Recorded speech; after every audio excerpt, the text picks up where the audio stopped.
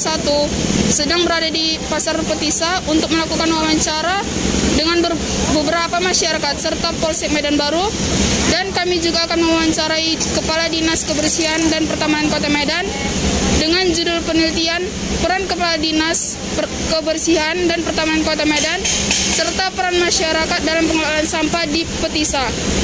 Berikut video cuplikan kami.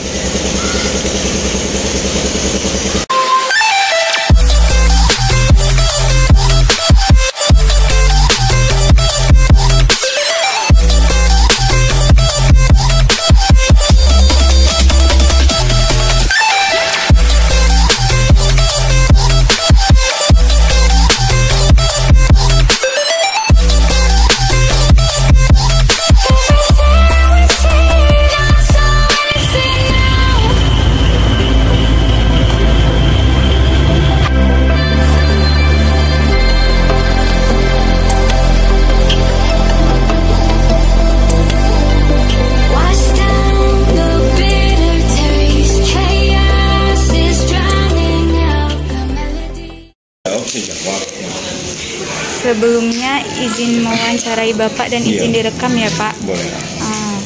Kami dari Universitas Sumatera Utara, Fakultas Ilmu Sosial dan Politik, Prodi Ilmu Administrasi Publik. Yang ingin kami tanyakan, apa saja yang menjadi penyebab terjadinya problematika dalam pelayanan pengelolaan sampah di Kota Medan ini Pak? Kalau penyebab yang umum ya, kita bilang pelayanan ini kan harus masyarakat dengan pemerintah harus sejalan. Sementara masyarakat kita ini masih ada yang belum ikut apa yang ada aturan dalam pemerintah. Jadi masih ada masyarakat yang belum mau tertib melaksanakan pembuangan sampah, pengeluaran sampah. Jadi masalah sampah tetap masih ada. Udah kita bersihkan, masih ada juga berkeliaran di luar atau di jalan-jalan. Itulah penyebabnya, saya rasa karena masyarakat belum tertib melaksanakan pembuangan sampah. Yang kedua, bagaimana keterlibatan Ketua Dinas Kebersihan Pertamanan di Kota Medan ini dalam menanggapi persoalan tata kelola sampah pada saat ini Pak? Ya, kita sesuai dengan Peraturan Wali Kota nomor 18 tahun 2001. Jadi pengelolaan sampah itu setelah diserahkan, telah diambil alih oleh kecamatan. Jadi kecamatan lah yang melaksanakan, yang mengkomandoi pelaksanaan pengangkutan sampah, mulai dari pengumpulan, mulai dari penyapuan, pengumpulan, pengangkutan. Dan kita Dinas Kebersihan dan Pertamanan hanya bukan bertanggung jawab ya, diberi tugas untuk mengelola sampah di TPA. Jadi sampah-sampah yang udah dikumpulkan sama kecamatan diangkut ke TPA. Di TPA lah kita yang melakukan pengelolaan.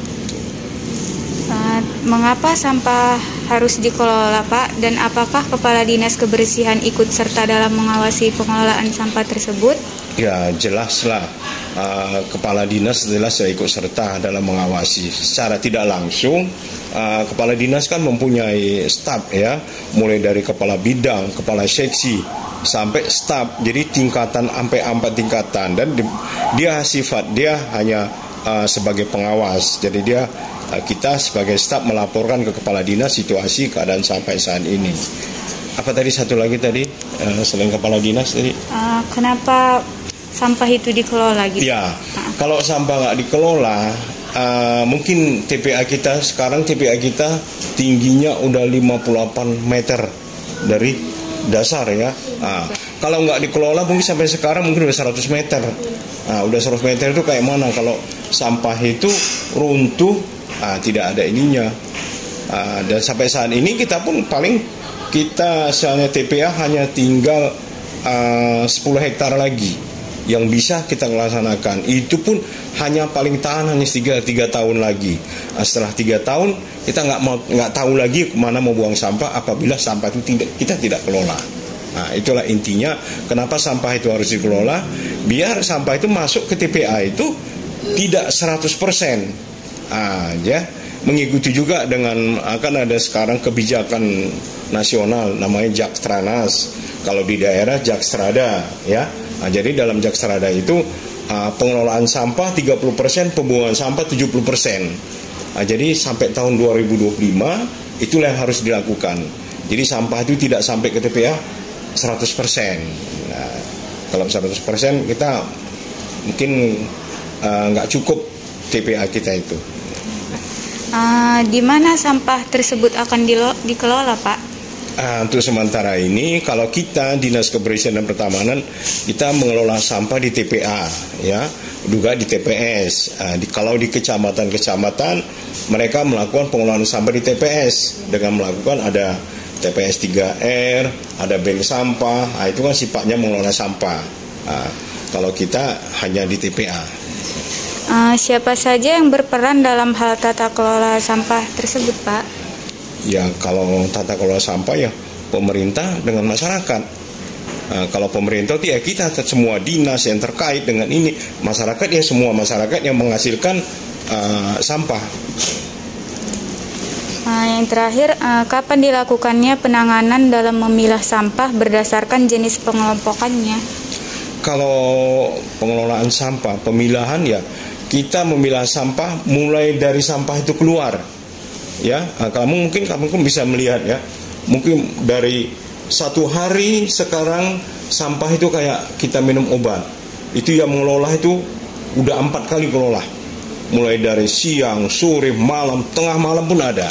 Coba kalian keluar tengah malam, pasti ada juga yang mengais-ngais sampah itu. Itu salah satu dialah yang memilah-milah sampah. Kalau kita sekarang ini pemilahan sampah itu dilakukan oleh pemulung. Kita pemulung di TPA itu ada sekitar 500 orang. Itu kalau bukan hari libur sekolah. Tapi kalau hari libur sekolah mau sampai 1.000 orang. Mereka rata-rata berpenghasilan paling sedikit 20.000 satu hari. Jadi kali-kala berapa kegiatan ekonomi yang ada di sana itu. Ya. Terima kasih.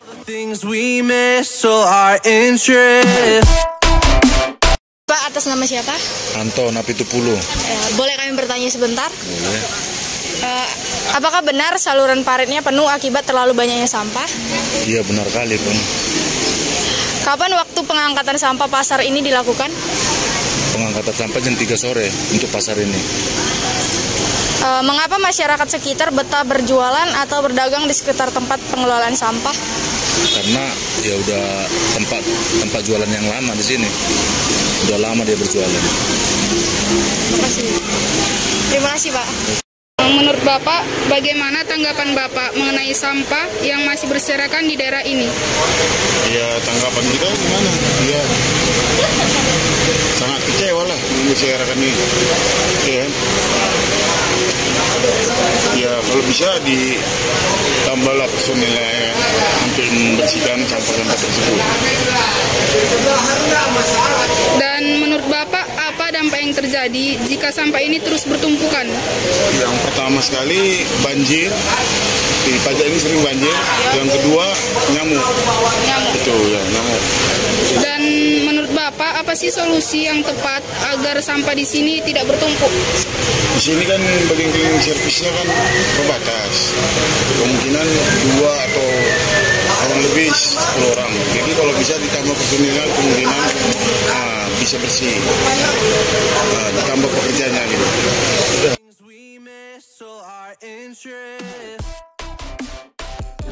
Dari hasil penelitian yang kami lakukan di Dinas Kebersihan dan Pertamanan Kota Medan dan juga di Pasar Petisa, dapat kami simpulkan bahwa sampah di Pasar Petisa tidak terlalu kotor. Tetapi dengan begitu belum sepenuhnya dapat dikatakan bebas sampah karena masih ada beberapa pedagang atau masyarakat di sekitar yang masih membuang sampah dengan sembarangan di area pinggiran jalan dan saluran drainase. Hal tersebutlah yang dapat menimbulkan berbagai masalah seperti tersumbatnya beberapa saluran drainase yang menyebabkan timbulnya bau busuk atau bau yang tidak sedap dan juga menimbulkan banyaknya nyamuk. Inilah yang dapat kami simpulkan. Mohon maaf apabila ada kesalahan dan pembuatan dalam video.